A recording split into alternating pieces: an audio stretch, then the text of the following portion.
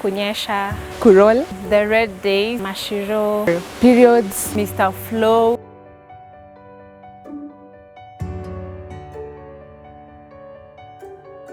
I'm very comfortable talking about menstruation, yes, in any space. I feel confident because I feel it's a natural process. Every woman who goes through menstruation means that they are having a normal portion in terms of their life stages. So I'm very comfortable about talking about menstruation. I am in that age where you were brought up believing that menstruation is not to be discussed, is something disgusting, is something that you shouldn't even let anyone know when you have your periods. So I would say because of my upbringing, I'm still not very comfortable just calling it menstruation.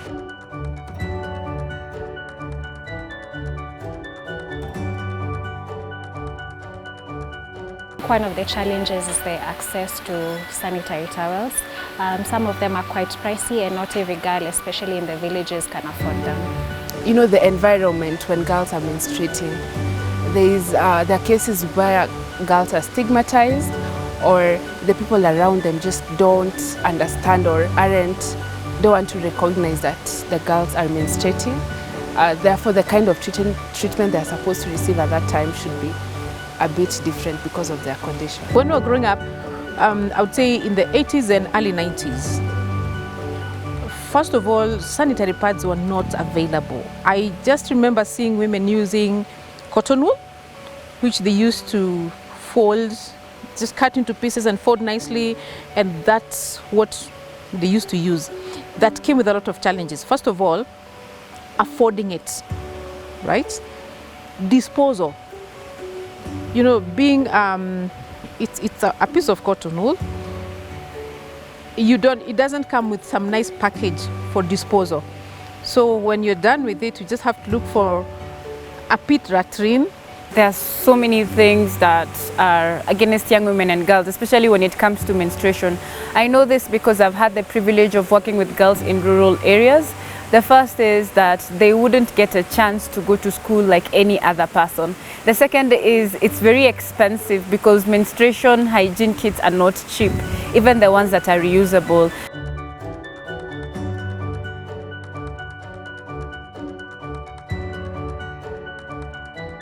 One of the most common one is that periods are dirty. Most women, when they are on their periods, they are associated with not being clean, and it can be seen even in some settings, in some traditions, in the villages, and also in religion. We find that, especially for some churches, you're restricted to do some things when you're on your period because you're considered unclean. The most misconceptions that I've heard about from the religious institutions, where some churches or some religious institutions regard a woman who's on her periods as dirty, unclean, not worth being near to. And I've heard of some churches where when a woman is on her periods, she's made to sleep in the church until it's over, and she can't eat with the family, she cannot interact with other people. They are sort of isolated until it is over. Those are the major ones I have had. Otherwise, from my cultural background, we don't have those misconceptions that isolate the person. The most common misconception I've had is that menstruation makes you unclean. Therefore, you should limit your interaction, how you carry out yourself. Yeah.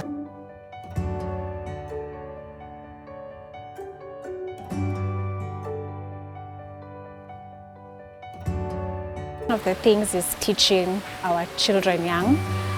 It's telling them that it's a normal process, it's a normal part of life that every woman has to go through. And so when we are able to train our kids when they're very young, then when they grow up, it's not such a taboo topic to talk about. I think this is something that can be done from the most basic level, which is the family level. Kids should be taught, both boys and girls, when the conversation is being had about menstruation, it shouldn't just be girls being set aside, being told about menstruation. Their brothers as well should be on the table. And when we do this at the most basic unit, it's going to be something that's going to be integrated even at other levels in the community and the society at large.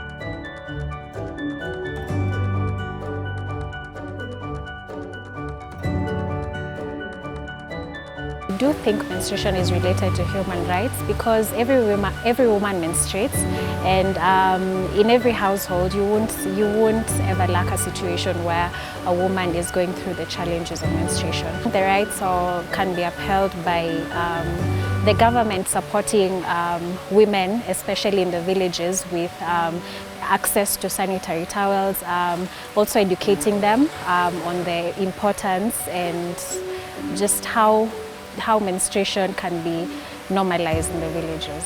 It's a human rights affair for the simple reason it denies normal girls a chance to go through the lifespan of education like boys.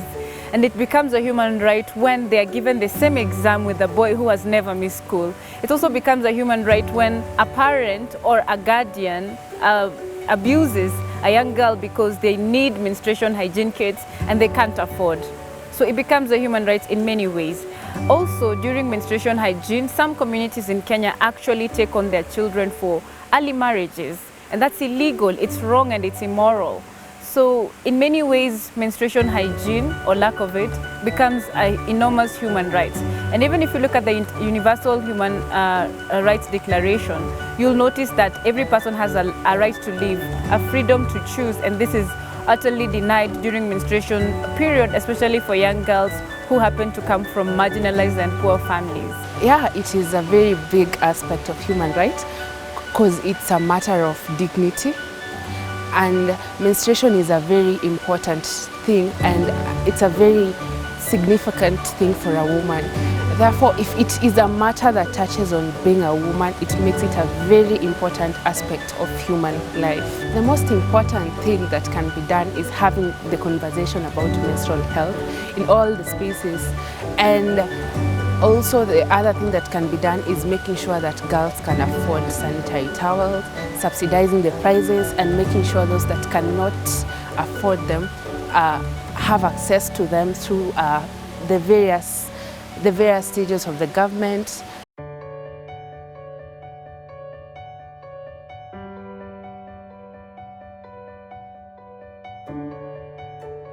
I could say there are quite a number. First and foremost are the reusable pads. Most of them are usually created and then you get to clip them on in your panties. And they work very well because they're able to make sure that your dress doesn't get soggy. Others have been like the menstruation cup.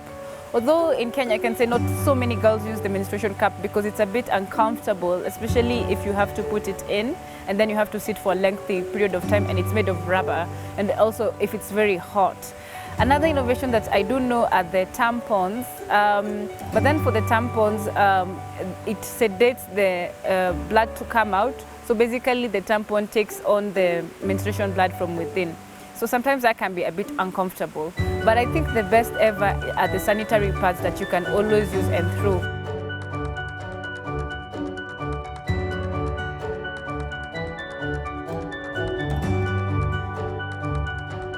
Like the government to make sanitary towels more affordable for girls, especially school-going children, people in the villages, just for them to have the access to menstrual towels. This would be a call to the government to subsidize the prices of sanitary towels, and also to the rest of the Kenyans, or well, Kenya, for my country. I would speak to those that can afford, that can spare a coin or two to donate sanitary towels to those that cannot afford.